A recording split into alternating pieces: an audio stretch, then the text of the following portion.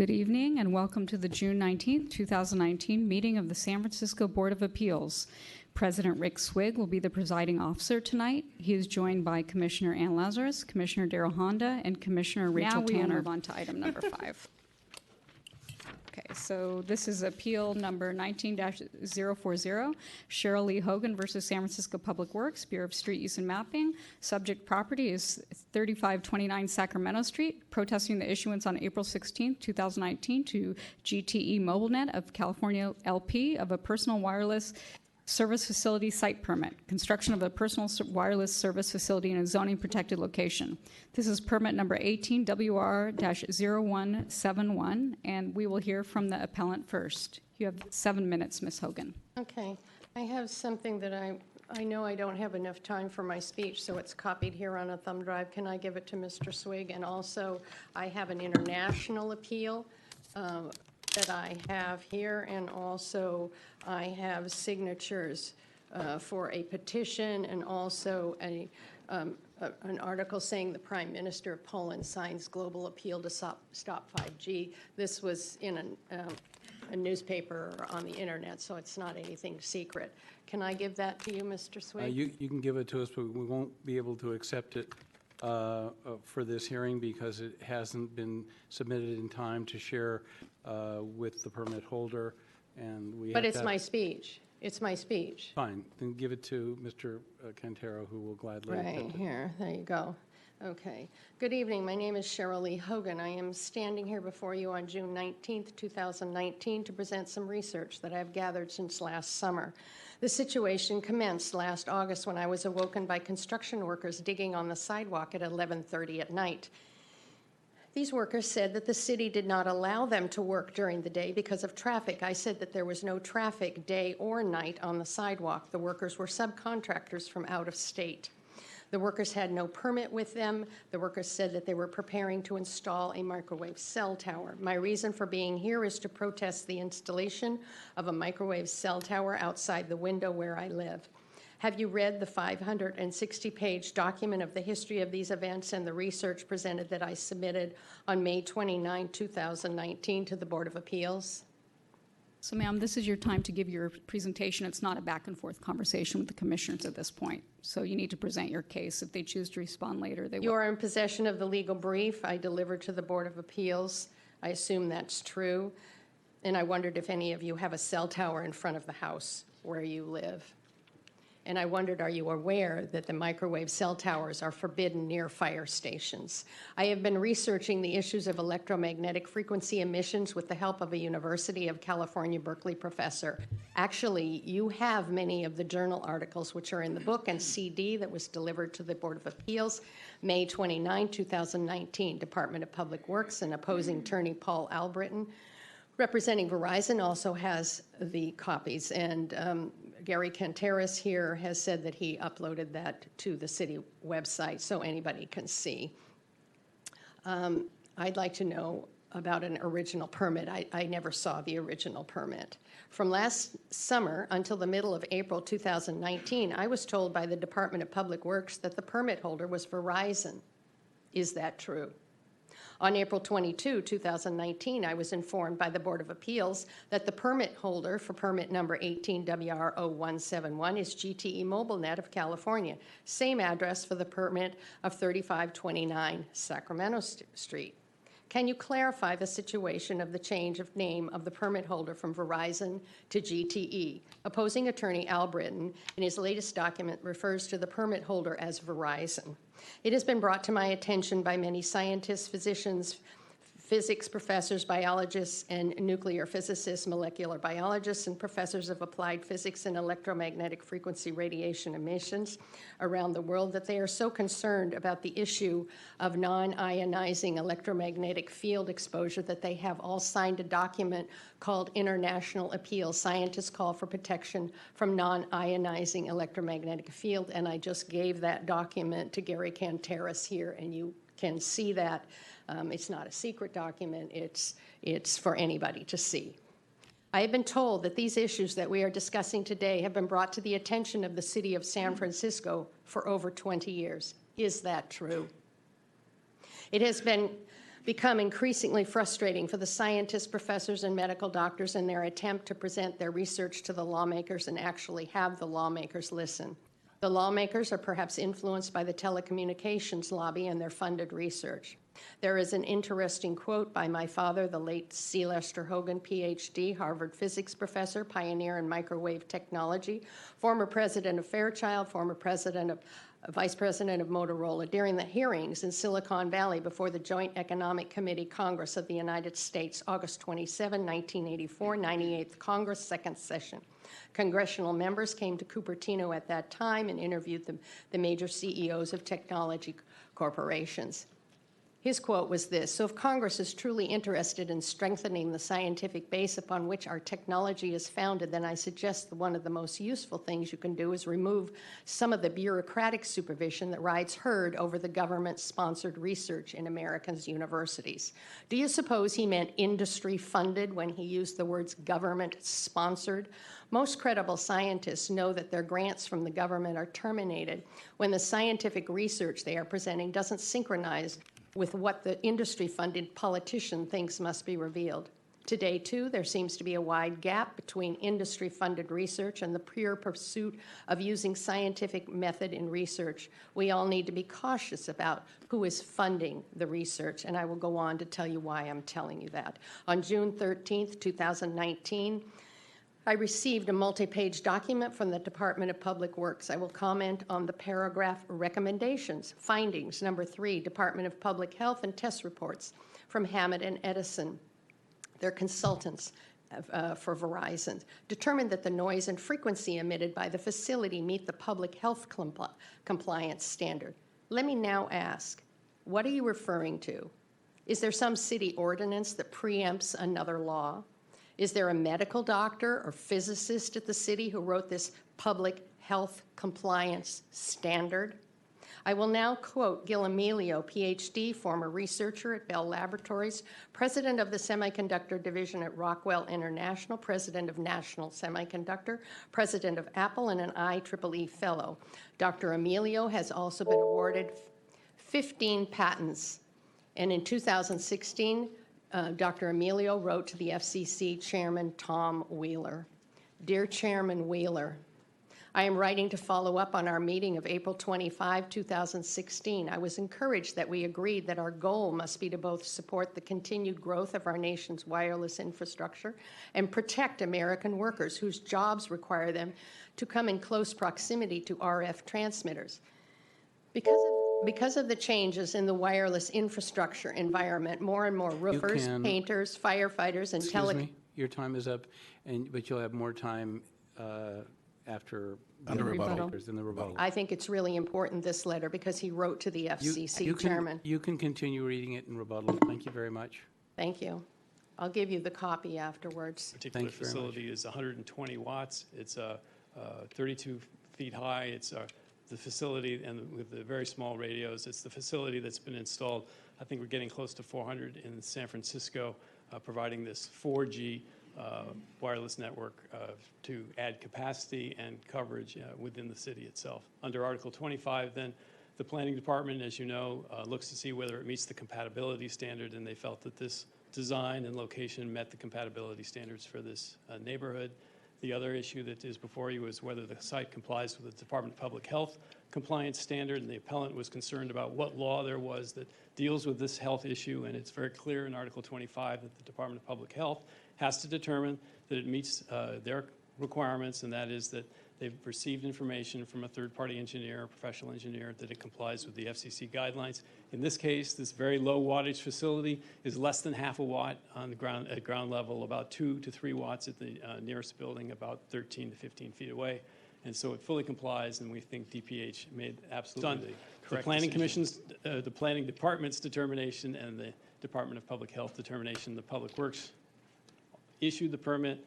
There was a protest hearing where the appellant was able to speak before a hearing officer and have her comments heard. The department approved the permit because we had met those requirements, and we would urge you to follow and affirm the decisions of the two departments. I won't take any more of my time unless you have any other questions, and appreciate your time this evening. I have a question for you. Sure. Did you, The appellant submitted this documentation, copious documentation. Did you have a chance to review all of it, and do you have any comment as to the validity and substance reflected herein? There's a great deal of substance. I did actually take some time to read parts of the toxicology report. I've read the conclusion before, but also read some other parts of it. All of these reports are familiar not only to me, but also to the FCC, which states that it is reviewing. There's currently an informational docket open on this issue where they're reviewing Article these issues. 25 requires Public Works to refer wireless applications to the Department of Public Health and the Planning Department. Both departments determined that this application complies with Article 25. The Planning Department is in attendance and can speak more regarding plans review if the board has questions. The Department of Public Health is in attendance and can speak more regarding health review process if the board has questions. I have a question, sir. Yes. Are you done? Hello? So, as you're aware, we've heard hundreds of these cases, and every time that the appellants come up, we hear a lot of the same argument. And unfortunately, they're not here for the previous hundreds of cases earlier. But this board is pretty much tied by the fact that of this Article 25, indicating that we are not allowed to talk about any health issues whatsoever regarding these mobile cellular antennas, correct? Yes, we have to meet the federal law regarding. Okay, so, emissions. what was discussed in last week's hearing was, we understand that criteria was based from 1995 or 1997, 96. And so, if that criteria is not, when is that going to be updated? I mean, Ask the public health representative to join us. Yes. Thank you. I got pointed questions, too. sorry about that. Would you like to continue, or may I? Well, I had the question up front already. Okay, go ahead. Let it ask. Yeah, Sorry, Good evening. Patrick Fossil, Assistant Director, Environmental Health. To my right is Arthur Duquet, who's our technical on this and reviews all the plans. Okay, so, I mean, as you heard, the question is because we hear these and, the daggers are pointed at us as we're the heartless people that are allowing these cellular antennas to be put in front of your house. And constantly, even though that we're not allowed to make comment or actually make a decision based off health, we keep on hearing that the health requirements for this is from 1996. And as I mentioned last week, in last week's hearing, that we know that a new car that's made in 2020 is much more safer. It's got better technology, but yet we still have a DOT and the health and safety process to determine that. Is there a reason why that this is not updated annually? Yeah, so again, I work for the Department of Public Health. I don't work for the FCC. The FCC is the one that sets those standards. And you're correct, the standard has been effectively the same since it was originated in 1996. As I understand it, though, it doesn't mean that standard hasn't been evaluated since 1996. It was previously mentioned that those standards are based on other agency or organizational standards. IEEE, ANSI are two of those groups, and they look at those standards periodically. I think ANSI does a review every 5 years. Also, the FCC in 2013 or 14, I don't remember off the top of my head, put out a notice of inquiry to solicit comments from anybody regarding the standards and whether or not things need to be reevaluated or changed. I think that is still open. I know the city attorney's office submitted comments on behalf of San Francisco at that time. So the standard essentially is the same since 1996, but it doesn't mean that it hasn't been relooked at or isn't being evaluated. Yeah, that's what Counselor mentioned. But, since 1996, I mean, the technology of cellular service has, I remember when a 386 computer could run half the city, right? And now your watch is 1,000 times faster. So with that technology comes other processes and other issues, right? And so understanding that the dagger is not pointed at you because you're public health, and I understand that it's coming from the federal government. But, this is San Francisco. This is where we're the first city to ban e-cigarettes. We are the first people to recycle. Everyone, no plastic bags. So, you know, to me, it seems like this should be something that should be on the radar when we have something that's dated from that period ago. So when the appellants come before us, they're like, hey, you guys are basing this off something from 1996? I mean, I don't even have a car from 1996 anymore. So that's my question. Okay. Appreciate it. So I'm just going to pile on. Fine. And so several weeks ago, to continue what Commissioner Honda just talked about, where we have to abide by the law, and this is for the public. I'm giving this information for the public, which is Article 25. We are all very clear on Article 25, and et cetera, et cetera, et cetera. And we've asked Mr. Albritton how many dozens of times all sorts of pointed questions about whether his installations were appropriate. A couple weeks ago, in one of the many, we heard from some really smart people, really informed people with really good information about why these cell towers are poisoning us, and poisoning, much less poisoning us who are just around, much less the people who are 12 feet away in their windows. This week, we got this big binder. I read through it. Did I read the whole thing? No, I didn't read the whole thing, because you know what? I'm not an engineer. I'm not a physicist. I'm not a doctor of health. So it's all Greek to me. I get the idea. Last week, Mr. Albritton presented us with a very high-level briefing on this, that, and the other thing. And they say when you go to school that you go to a class and you lose 40%, unless you write it down, you lose 40% of what you heard from the professor. I lost 60%. But what bugs me is that we have to be here week after week after week, and we're presented with really smart stuff by really smart people that has a consistent trend, and that is that these installations are poisoning people and endangering people. You're the Department of Health. I believe, my perception as a born and raised San Francisco citizen for life, that your department is here to protect me. Have you read this? So I received that on Monday. So Okay. I had less time than you did. I am familiar with some of the studies that are in there. We've got a website that we've posted a number of studies on. I think the rodent study was one of the ones that we're tracking, and it's on our website. I'm familiar with the results from that one. So what are we to do, acknowledging Article 25 exists, acknowledging that today, based on all the things that are presented, most likely our decision would be directed by Article 25. Meanwhile, I'm holding a Bible here of information that may say that by paying attention to Article 25, we're poisoning people.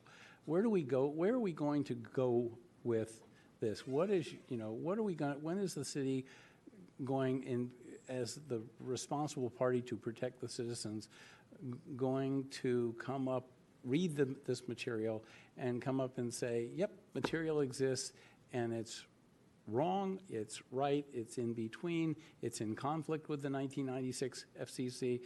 Again, as Commissioner Honda said, we're in San Francisco. We've told everybody that we've disrupted the world, whether it's our e-commerce companies or whether it's our general behaviors. We are disruptors.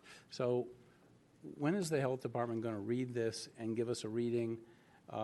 So even though we might be driven by Article 25, at least we can change the path of history or affirm that Article 25 is appropriate.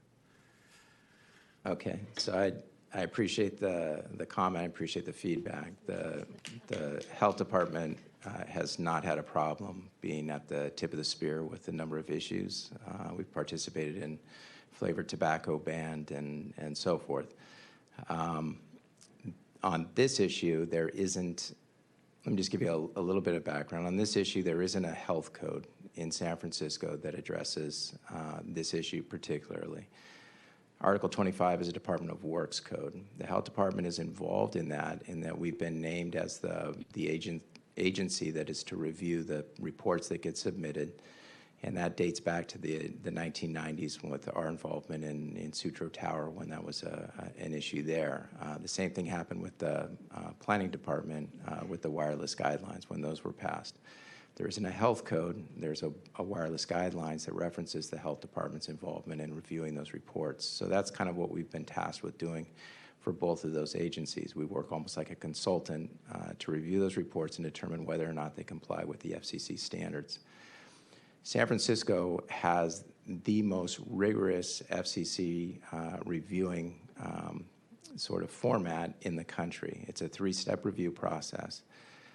Prior to an installation going in, there needs to be a report submitted that is done by a licensed engineer that determines the distances and the amount of energy that's going to be coming out of the antenna, so that determinations can be made about whether or not it would, if it was installed, it would comply with the FCC standards.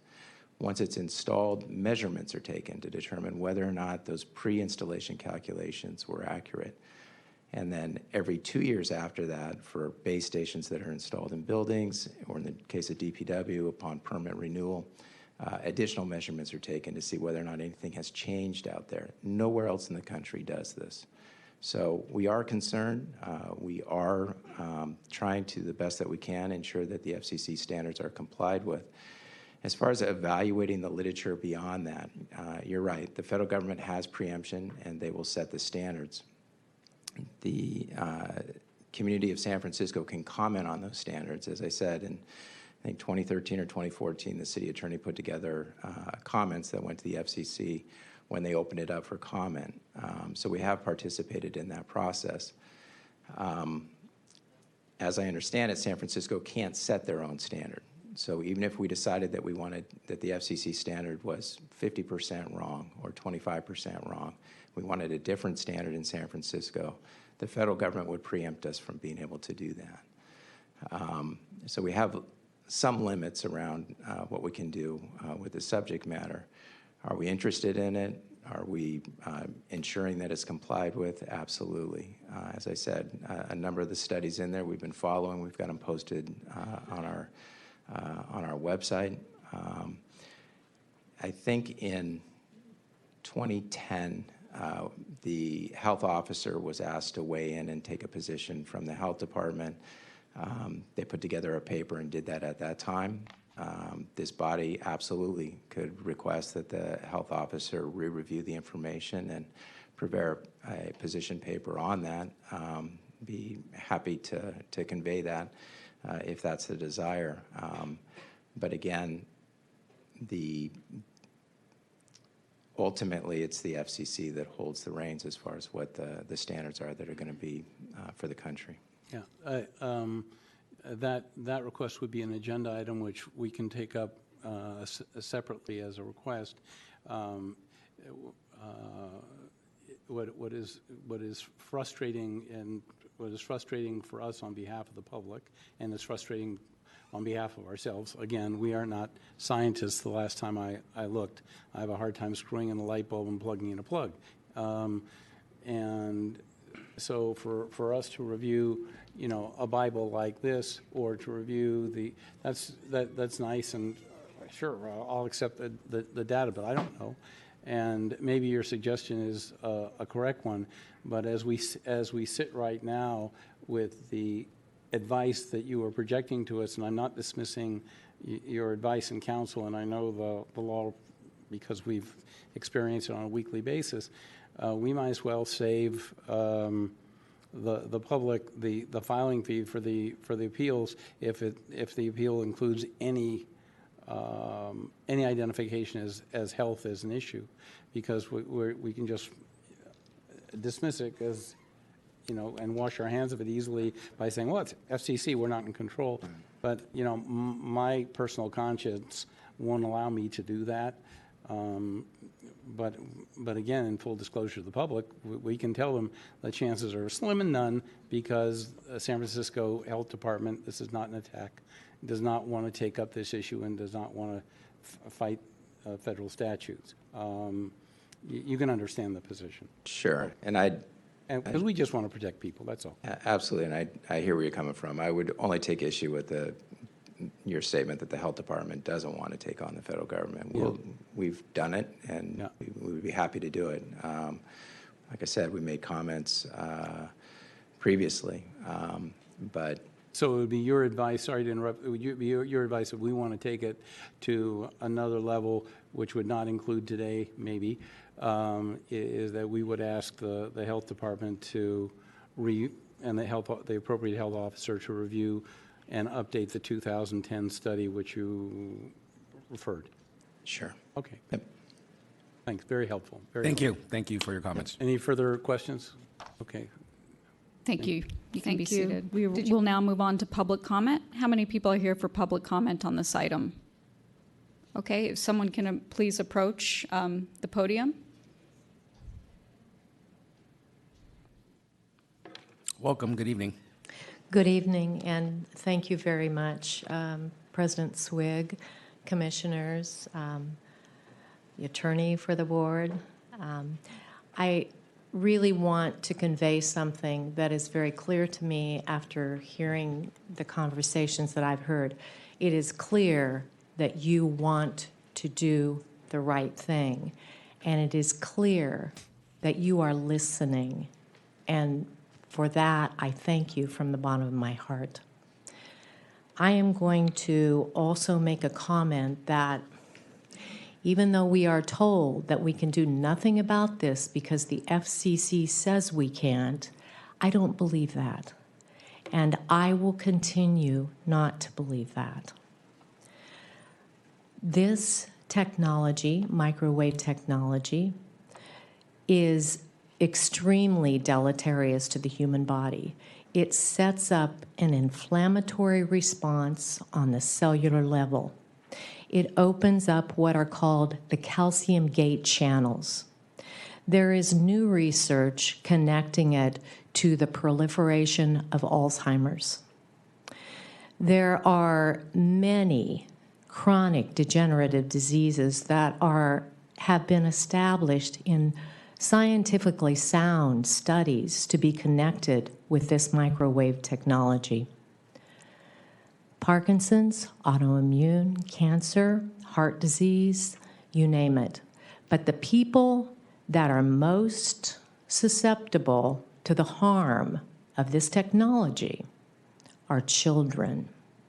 And that is why when I reviewed Ms. Hogan's document, her letter, and she mentioned child endangerment, I said, that's brilliant, because that is what we have to keep in our minds. We must protect our children. That is the reason we must dig in. Mill Valley has banned 5G.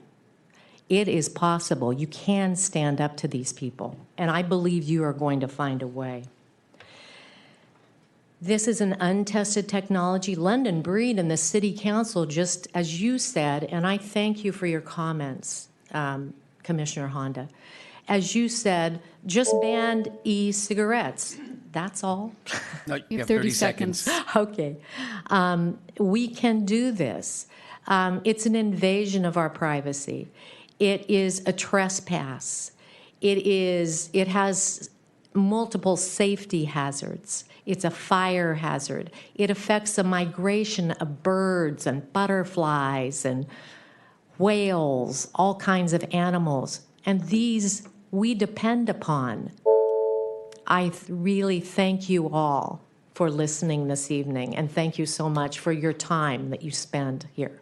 I Thank you appreciate very it. much. Thank you. Thank you. We'll now have the next speaker come up, please. The next. Don't be shy. Next speaker, please. Good evening and welcome. Hello, thank you. As we can now see, there are many documented health concerns from close proximity to 5G transmitters. I am opposed to the installation of 5G transmitters in residential neighborhoods. That's all. Thank you. And I really don't know where this is going, but there is surveillance, and it's coming. There's a new global surveillance that's watching the whole planet. And I question who's watching for what reasons. And I think that we have to preserve our liberties, our freedoms, especially internally. I feel that the proliferation of the technology, there are going to be consequences to pay. Long live freedom, and thank you for my 3 minutes of democracy. Thank Okay, you. seeing none, we'll move on to rebuttal. Ms. Hogan, you have 3 minutes. I have a copy of Gil Emilio's letter, right? I hope you read it. Yes. I'm going to go on then. It's, now let's talk about what happens if the Board of Appeals grants the appeal. It seems from reading these two sets of documents that the Department of Public Works and Verizon and their attorneys, McKenzie and Albritton, are allied together. Is that how you see it? Can you explain that to me? If the appeal is granted, then Verizon might sue the city of San Francisco. So, what then motivates the Board of Appeals of San Francisco to grant the appeal? Perhaps the board is motivated to grant the appeal by their concern for liability issues for the city of San Francisco. San Francisco is now liable for health damages for any electromagnetic radiation frequency emissions incurred upon its citizens. I am talking about not the public exposure. I am talking about continuous and cumulative exposure, and that is not part of what the FCC is talking about. Continuous and cumulative exposure to EMF emissions affect the heart and neurological systems of the body. See Martin Paul's PhD, Chapter 3, Strong Evidence for Cumulative and Irreversible EMF Effects. You are aware, I am sure, the insurance carriers insuring the telecommunications companies will not protect in their insurance policies for the telecommunications companies against any damages to citizens from electromagnetic radiation frequency emissions produced by the microwave cell towers or other potentially hazardous RF radio frequency emissions and equipment. The Securities and Exchange Commission mandates that companies alert their stockholders to potential investment risks. See copies of Security and Exchange and insurance carrier notices in the documents given to the Board of Appeals. Now let's all get this straight in our minds. The city and cities, except for Mill Valley, California, seem to believe the Federal Communications Commission, which is run by CEOs from telecommunication companies on its board of directors, that they, the cities, must obey their FCC's outdated emission standards. See the quote from Dr. Gil Emilio, which then may hand all of the liability from hazards of RF emissions over to the city. Liability issues will then abound. Will it be the city of San Francisco which will then be liable? I think so. Will you, the Board of Appeals, be liable depending on your decision today? Will it be the apartment owner who is liable when he installs a microwave cell tower on his apartment building? Will it be the school, university, or hospital that is at fault when their employees, students, and visitors enter these buildings? Will the planning and public works employees be liable as they have issued the permits? Who is liable when the telecommunications companies pays a landlord to install microwave cell towers on the roofs of buildings that the landlord owns? Is there an insurance company that will insure either the landlord or the city or the telecommunications company? Your time is up. Thank you very much. I'm sorry. Fire stations, facilities are allowed on fire stations. I think I've gone through the issue of Government Code 65964.1 and the deemed approval remedy, and I can go through that again. And of course, if you wish. I do have Daniel Rowe here from Hammett Edison, who he is a member of the AIEEE and can answer any questions you might have about the standard. I do have a question, I think, for the representative, if you would. Oh, from Daniel? Yes, please.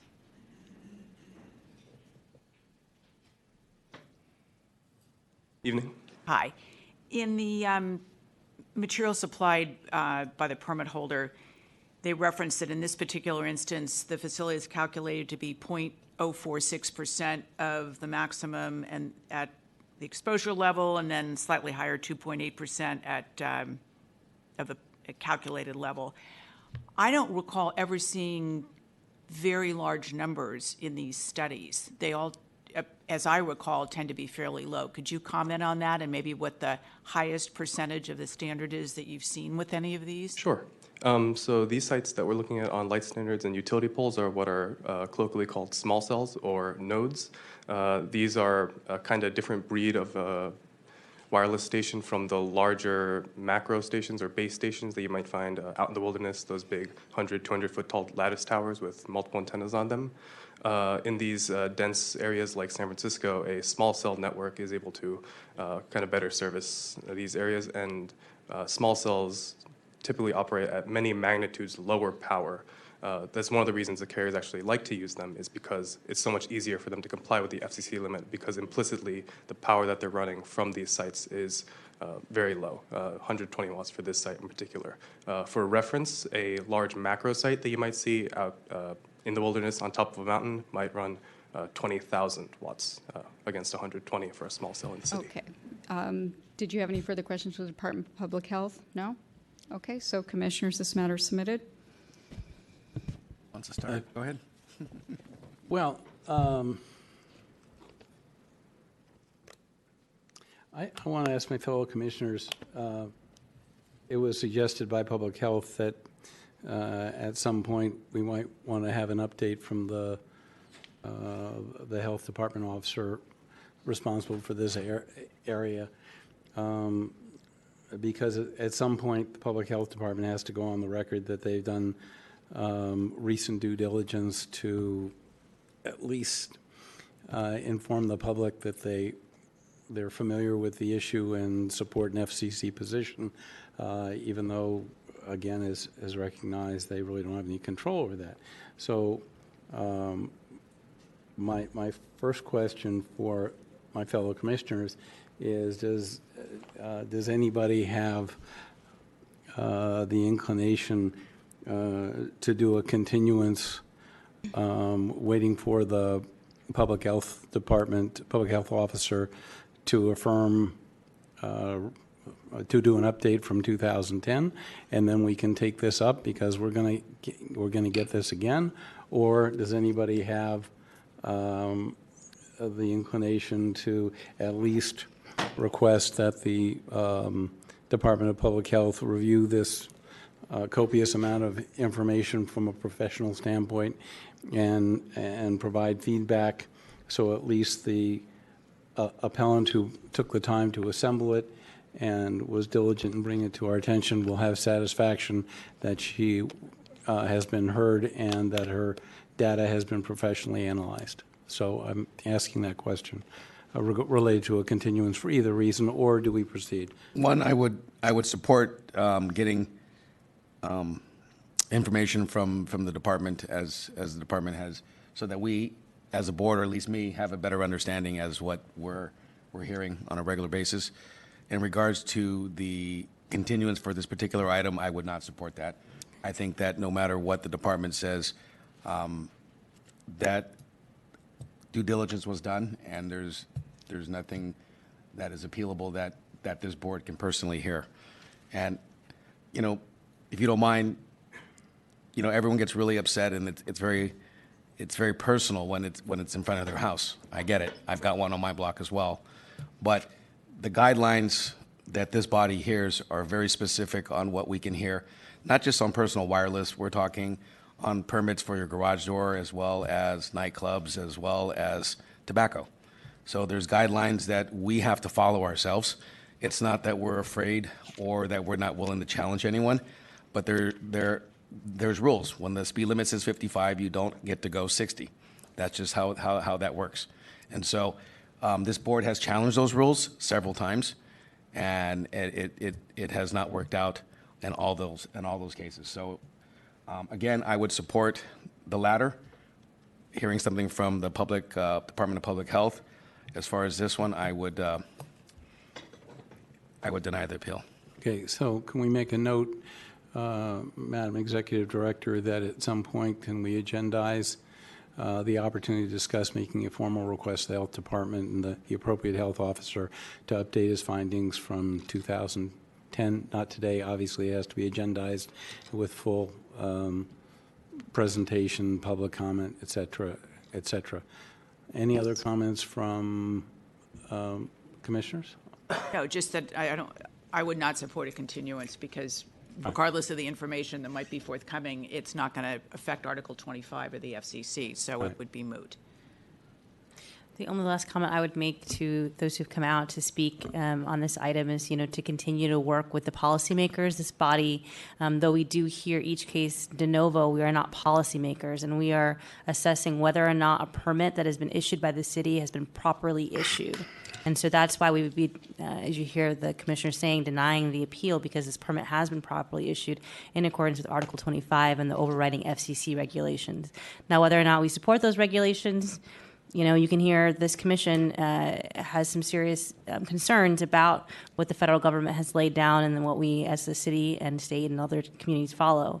So continue to reach out to the elected officials who are ultimately the policymakers behind the policies at the national level that then do trickle down here to the local level. Okay. Before I ask for a motion, and this is pertinent to that, Ms. Hogan, I'm really sorry that you were cut off. We have these rules in place because if we give you 3 more seconds, please sit down because you can't talk. That's one of the rules. It's over. We don't mean to stifle conversation. Obviously, you've heard today that we are deeply concerned on this issue, and we want to continue the dialogue on this issue. Please, you can't. And so I apologize if your feelings were hurt when you were stopped. But these are the rules, and if you got 30 more seconds, Mr. Albritton or whomever might have been sitting in his seat gets 30 more seconds. So that's why we have these rules. Thank you very much. May I call for a motion, please? I'll make that motion to deny the appeal on the basis that the permit was properly issued. Okay, so on that motion from Commissioner Honda to deny the appeal and uphold the permit on the basis that it was properly issued, Commissioner Lazarus? Aye. Commissioner Tanner? Aye. President Swig? Aye. Okay, so the appeal is denied 4-0.